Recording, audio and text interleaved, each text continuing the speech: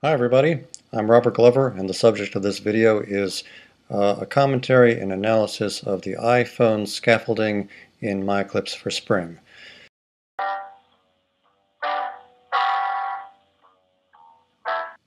Alright, let's begin by beginning MyEclipse for Spring 8.6.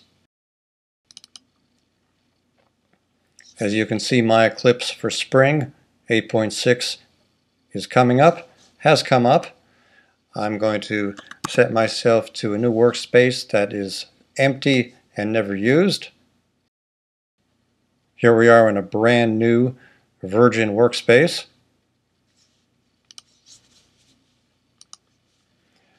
I go into File, New, Web Project, and now I simply add scaffolding for iPhone. We right-click on the web app, we go into MyEclipse, we go into Scaffold Spring CRUD application, we select Database Schema, we go to Next, we let it default to Derby, we click Next, we select Classic Cars, Employee, Add, Next, Next, My iPhone app, Next. We generate Spring MVC and we generate iPhone. Next. Next.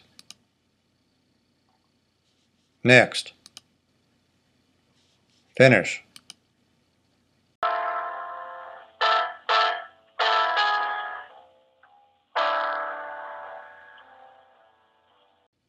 Alright, let's start by running our new CRUD application as an MVC web app. We go to Servers, click on Eclipse Tomcat, click on Run. Next, we wait for it to start up. Then we right-click on our iPhone app. We go to Run As MyEclipse Server Application. Click.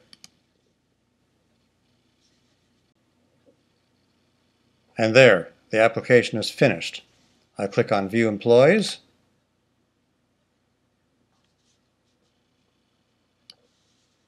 There are the employees. It works fine. Okay, let's do the iPhone part. The first page of the MVC web app contains instructions on how to run the application as an iPhone app. It says an iPhone application has been generated, but you will need to use either an iPhone or an iPhone emulator to view the application. Use the following URL to access the generated application. And then it has a URL. Okay, next we're going to go to the Safari browser. Here I select Safari, and the first thing I want you to notice are the menu options in Safari. Specifically, notice there's no menu option up here that has anything to do with developer. We'll change that. This is on a Mac, by the way. It's about the same on Windows, but of course a little different. Here in Safari on the Mac, we go into Preferences, and then we go to the Advanced tab. Now, the Advanced tab of Safari, we're going to click this checkbox here that says Show Develop Menu in Menu Bar. Now, the instant that I click it, you'll notice a new menu option is going to appear. Watch carefully. There, the new menu option known as Develop. Now, as long as we're here, let's go into the General tab of Preferences. And here in the Home page, let's set the home page to the URL of the iPhone application. I pasted in the URL, and now I'm going to quit and then open up an instance of the Safari browser. Now notice that my home page is now the iPhone application. Aha! I hear in my inner ear some of you pointing out, that doesn't look like an iPhone application at all. Well, let's explore that. Remember that developer option that we added? Well, let's go into that developer option and let's select User Agent. Now, as you can see, in developer mode, we can simulate a great number of different types of browsers. Let's go down here and simulate being on iPhone. Observe what happens after I click. Voila! Now the application is rendering as it would appear in an iPhone. Let's make the size of our Safari browser more like the size of an iPhone and take this through its paces. I'll start by clicking Employee here, and now we have a distinctly iPhone-ish look and feel. Let's see now. I can choose one of them, click, and true to the iPhone look and feel, here I have the details. I can delete. I can choose another item and edit. And here in iPhone fashion, I can go in and change something and save it. I can go back. And there you have the tour of our iPhone application.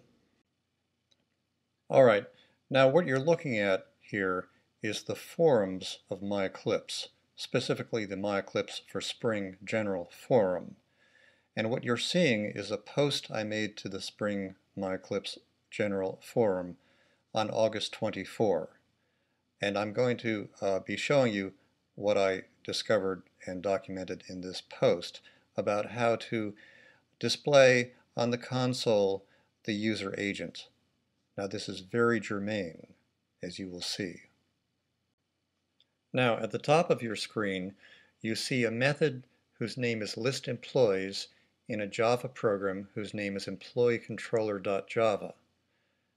In the bottom of your screen you see a snippet from that post I referred to of that same method, and it shows the two changes I'm going to make.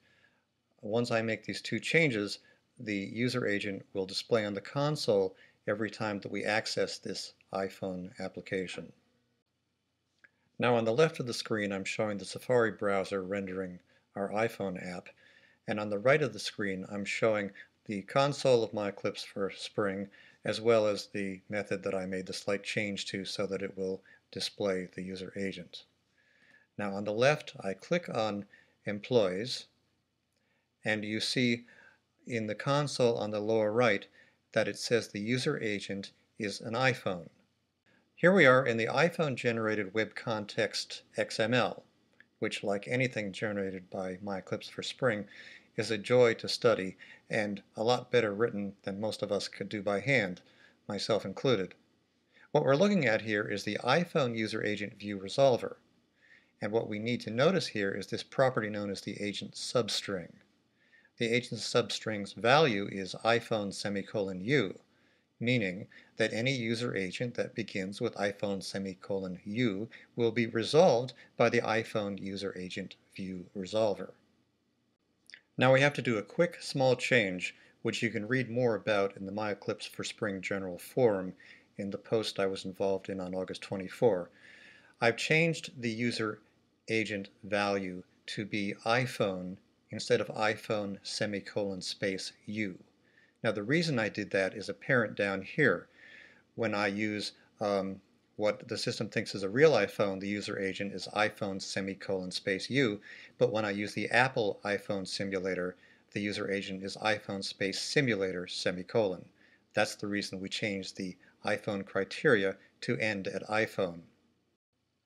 Okay, hold on to your seats. We've switched over to Apple's Xcode. Now I'm going to click here on Safari within the iPhone simulator, and because I already put the URL up here, our new application renders exactly the way any iPhone application would. I click on Employees, and here's our application looking just the same as any other iPhone application.